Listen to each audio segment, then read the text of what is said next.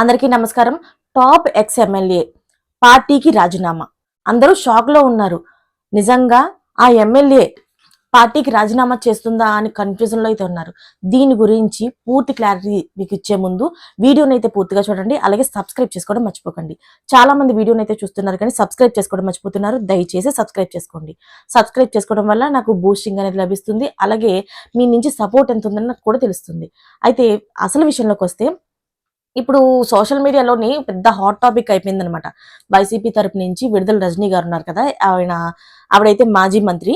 ఆవిడ ఇప్పుడు వైసీపీ పార్టీకి రాజీనామా చేయబోతుంది అంటూ ఒక సోషల్ మీడియాలో ఒక వార్త అయితే చక్కర్లు కొడుతుంది. అందుకోసమే ఆవిడ ఎలాంటి పార్టీ మీటింగ్స్ లో కానీ ఎక్కడా కూడాను ఆవిడ రావట్లేదు, బయట రావట్లేదు అని చెప్పేసి ఒక టాక్ అయితే నడుస్తుంది. దాని గురించి ఆమె ఇచ్చిన క్లారిటీ ఏంటంటే, ఇప్పుడు బీసీ మహిళల మీద ఇలాగ నోరేసుకుని పడిపోవడం, ఇలాగ అబండాలు వేయడమే టీడీపీ పార్టీకి ఒక పని అయిపోయింది అంటూ ఆవిడైతే ఒక స్టేట్మెంట్ ఇచ్చారు. అంతేకాకుండా చిలకలూరిపేట నుంచి అంట ఆవిడ వచ్చే ఎన్నికల్లో అయితే పోటీ చేయబోతున్నట్టుగాను, అందులో గెలవబోతున్నట్టుగా కూడా ఆవిడ చెప్తున్నారు.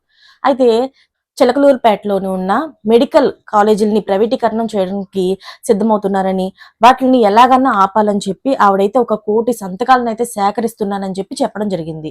ఆల్రెడీ చిలకలూరుపేటలోనైతే దగ్గరగా 64,511 సంతకాలను అయితే తీసుకున్నట్టుగా, వాటిని పైకి పంపిస్తున్నట్లుగా ఆవిడైతే చెప్పుకొచ్చారు.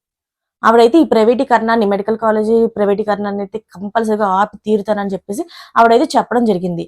ఇప్పుడు అసలు క్లారిటీ ఏంటంటే, ఆవిడ వైసీపీ నుంచి రావడం లేదు బయటికి. అలాగే ఆవిడ చిలకలూరుపేట నుంచి వచ్చే ఎన్నికల్లో పోటీ చేయబోతున్నట్టు కూడా ఆవిడైతే క్లారిటీ ఇచ్చేసింది. మరి మీరు కూడా తెలుసుకున్నారు కదా, మరి మీకేమనిపిస్తుంది దీనిపైన అనేది కామెంట్ రూపంలో తెలియజేసేయండి. Thanks for watching friends.